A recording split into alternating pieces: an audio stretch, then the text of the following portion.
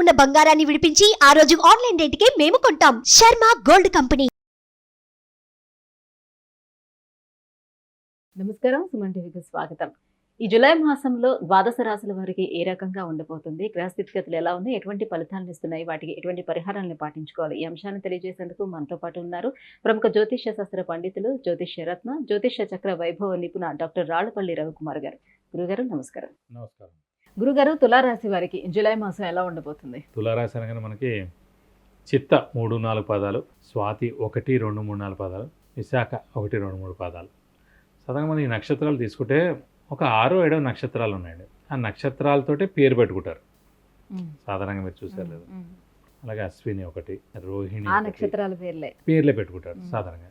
ఇప్పుడు ఎక్కువగా రీసెంట్గా అంటే ఈ గత 10-15 ఏళ్లలో మటుకు సుబ్రహ్మణ్య స్వామి అనుగ్రహం ఉంటే కానీ వివాహం అవ్వకపోవడం, సంతానం నిలవకపోవడం, అలాగే మిస్క్యారేజెస్ అవ్వడం, అలాగే సంతానం కలగకపోవడం, ఇలాంటివన్నీ జరుగుతున్నాయి. సంతానం కూడా మంచి ఆరోగ్యంగా పుట్టడం, వాళ్ళు మంచి అభివృద్ధిలో ఉండాలంటే కూడా చాలా మనకి గత ఈ 15-20 ఏళ్ళ నుంచి మటుకు సుబ్రహ్మణ్య స్వామి పేరు రావడం వల్లనే ఈ కృత్తిక అనే పేరు మటుకు నక్షత్రం కూడా దాని ఎక్కువగా పేరు వినిపిస్తుంది. ఎక్కువ మంది చాలామంది పెట్టుకుంటున్నారు. కృత్తికా స్త్రీ అనో లేకపోతే కృత్తిక అనో అలా సమ్ యాడ్ చేయాలి, లేకపోతే కనీసం ఆ వర్డ్ అయినా యాడ్ చేయడానికి అలా అలా ఎక్కువగా చూస్తే మటుకు స్వాతి పేరు మటుకు చాలా ఎక్కువగా ఉంటుంది. అలాగే అనురాధ కూడా, లేడీస్ అమ్మాయిలు ఎక్కువగా మటుకు అశ్విని 1, రోహిణి 1, స్వాతి 1, అనురాధ, ఈ 4, రేవతి, ఈ 5 పేర్లు మటుకు ఎక్కువగా అమ్మాయిలు పెట్టుకుంటారు. అబ్బాయిలు అయితే మటుకు తక్కువగానే ఉన్నాయి. సో ఈ తులారాశి వాడు మనం ముఖ్యంగా స్ట్రైట్ ఫార్వర్డ్గా ఉండడం, మీరే తులా అంటే త్రాసు, సో బ్యాలెన్స్డ్గా ఉండడం, నీతి నిజాయితీగా ఉండడం. ఎక్కువ తులారాశి వాళ్ళని మీరు చెక్ చేస్తే తులా లగ్నం వారు కానీ జ్యుడిషియల్లో ఎక్కువగా ఉంటారు. జాబ్స్ అంటే ఖచ్చితంగా అని కాదు కానీ తులారాశి వాళ్ళు ఎక్కువ ఎంప్లాయీస్ అంటే మనం చెక్ చేస్తాను కానీ జ్యుడిషియల్లో, న్యాయ వ్యవస్థలో దాని రిలేటెడ్ ఏదైనా కూడా ఖచ్చితంగా జాబ్ ఉండేందుకు అవకాశం ఎక్కువగా ఉంది.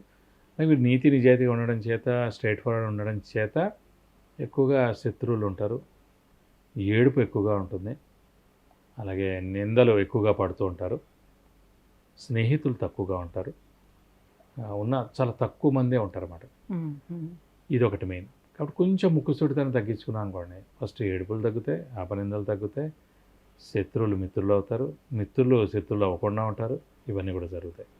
ప్రస్తుతం వీరికి రాహు కేతులు 6-12లో ఉన్నారు కాబట్టి 100 చాలా బాగున్నారు. శని 5th హౌస్ అయినా స్వస్థానంలో ఉన్నాడు కాబట్టి అది కూడా 70-80% హెల్ప్ చేస్తాడు. గురువు అష్టమంలో ఉన్నాడు కాబట్టి మిశ్రమ ఫలితాలను ఇస్తాడు. కానీ ఈ రాశికి మంచిదే, ఎందుకంటే తులా రాశి కానీ తులా లగ్నానికి కానీ అధిపతి శుక్రుడయ్యాడు. అలాగే తులా లగ్నం నుంచి తులా రాశి నుంచి కానీ 3rd and 6th రాడు, 3 లేదా 3 మరియు 6వ స్థానాధిపతి గురువు అయి అష్టమ స్థానంలో ఉన్నందుకు గురువు మామూలుగా ఈ రాశికి పాపి అండి. సో పాపి అనేవాడు చెడ్డ స్థానంలో ఉన్నాడు, సో అది శుభాన్ని చేకూరుస్తాడు వీళ్ళకి. సో షష్టాధిపతి అయిన గురువు అష్టమ స్థానంలో ఉన్నాడు కాబట్టి దాన్ని విపరీత రాజ్యోగం అంటారు. ఇప్పుడు విపరీత రాజ్యం కూడా ఏర్పడింది కాబట్టి తులారాశి వారికి మంచి యోగాన్ని ఇస్తాడు. ఉదాహరణకి మనకి రేవంత్ రెడ్డి గారిని తీసుకుంటే సీఎం అయ్యారు. ఎవరు అనుకున్నారు, కానీ ఆయన సీఎం అయ్యారు.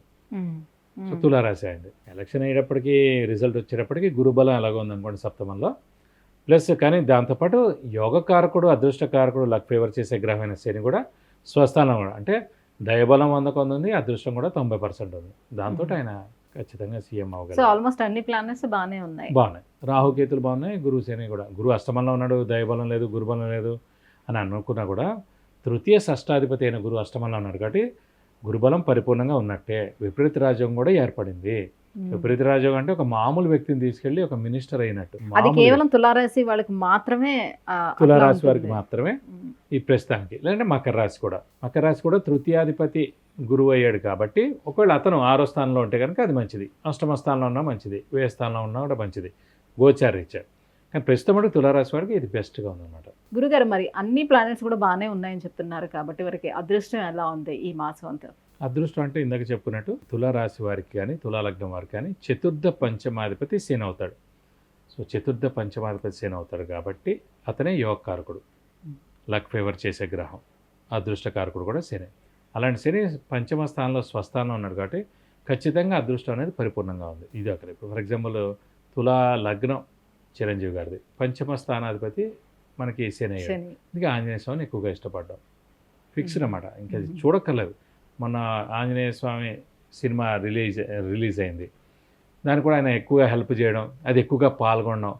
అంటే ప్రతి లగ్నం కానీ రాశి కానీ ఇష్టమైన దేవుడు ఉంటాడండి. సో ఈ తులా రాశి వారికి కానీ తులా లగ్నం కానీ పంచమాధిపతి శనేయుడు కాబట్టి ఆంజనేయ స్వామి, లాభాధిపతి సింహరాశాధిపతి రవేయుడు కాబట్టి శివుడు. ఈ 2 దేవుళ్ళు కూడా ఖచ్చితంగా ఇష్టంగా ఉంటారు.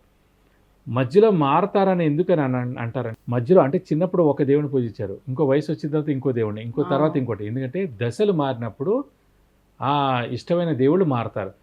ఇప్పుడు శని దశ నడుస్తున్నప్పుడు ఆంజనేయ స్వామి అండి, రవి దశ నడుస్తున్నప్పుడు శివుడు, చంద్రమహాదశ నడుస్తున్నప్పుడు అమ్మవారు, కుజమహాదశ నడుస్తున్నప్పుడు సుబ్రహ్మణ్య స్వామి, అలాగే రాహు నడుస్తున్నప్పుడు అమ్మవారు, గురువు నడుస్తున్నప్పుడు దత్తాత్రేయ స్వామి, అలాగే శని మళ్ళీ ఆంజనేయ స్వామి అనుకున్నాం. బుధుడు అనేప్పటికీ వినాయకుడు కానీ వెంకటేశ్వర స్వామి, కేతు అనగానే మళ్ళీ వినాయకుడు వస్తాడు, అలాగే సుబ్రహ్మణ్య స్వామి వస్తాడు, శుక్రుడు అనగానే మనకి అమ్మవారు. సో మన మహర్దశలో నడుస్తున్నప్పుడు ఏ మహర్దశ నడుస్తుంటే ఆ దేవుణ్ణి మనం ఇష్టపడతాము. కానీ బేసిక్గా మటుకు మన లగ్నం నుంచి రాశి నుంచి 5వ స్థానాధిపతి ఎవరైతే ఉన్నారో, లాభస్థానాధిపతి ఎవరైతే ఉన్నారో దాని అధిపతికి సంబంధించిన దేవుణ్ణి ఎక్కువగా ఇష్టపడతాం. మరి ఏ దైవారాధన చేసుకోవాలి వీళ్ళు? ఎటువంటి ప్రస్తుతం గురువే కొంచెం అష్టమంలో ఉన్నాడు కాబట్టి కొంచెం మిశ్రమ ఫలితాలు ఇస్తున్నాడు కాబట్టి కొంచెం దైవబలం తగ్గింది కాబట్టి దత్తాత్రేయ స్వామిని ఎక్కువగా ఆరాధించడం మంచిది. అలాగే ప్రతి గురువారం దత్తాత్రేయ స్వామి టెంపుల్కి వెళ్ళడం, ప్రతిరోజు దత్తాత్రేయ స్వామి అష్టోత్తరం చదువుకోవడం, ఇవి చదువుకుంటే సరిపోతుంది. అలాగే ప్రతి గురువారం ఉపవాసం ఉండడం ఈ 1 సంవత్సర కాలం పాటు. నెక్స్ట్ ఏడాది ఎలాగో భాగ్యస్థానంలోకి గురువు వస్తాడు కాబట్టి అక్కడి నుంచి భాగ్యం, దశమం, లాభం 3 సంవత్సరాలు అలాగే గోల్డెన్ పీరియడ్. ఇక్కడ పంచమ నుంచి షష్ఠ స్థానంలోకి శని ప్రవేశిస్తాడు కాబట్టి 2025 నుంచి 2.5, ఇప్పుడు ఒక 1 year 3.5 years చాలా బాగున్నట్టే. అంటే 3.5 సంవత్సరాల పాటు తులారాశి వారికి యోగదాయకంగా ఉంటుందని చెప్పుకోవచ్చు. విద్య, ఉద్యోగం, వ్యాపారం, వివాహం, వాహనం, సంతానం, ఆరోగ్యం, ఐశ్వర్యం వీటన్నిటి గురించి తెలుసుకోవాలంటే కింద స్క్రోల్ అవుతున్నటువంటి నెంబర్లకి వాట్సాప్ మెసేజ్ చేసి గురుగారు అపాయింట్మెంట్ పొందవచ్చు. గురుగారు, తులారాశి వారికి ఈ మాసం అంతా ఎలా ఉండబోతుంది అనే విషయం తెలియజేసినందుకు ధన్యవాదాలు. నమస్కారం. సుమన్ టీవీలో మీ పర్సనల్ అండ్ బిజినెస్ ప్రమోషన్స్ కోసం కింది నెంబర్కి కాంటాక్ట్ చేయండి. సుమన్ టీవీలో మీ పర్సనల్ అండ్ బిజినెస్ ప్రమోషన్స్ కోసం కింది నెంబర్కి కాంటాక్ట్ చేయండి.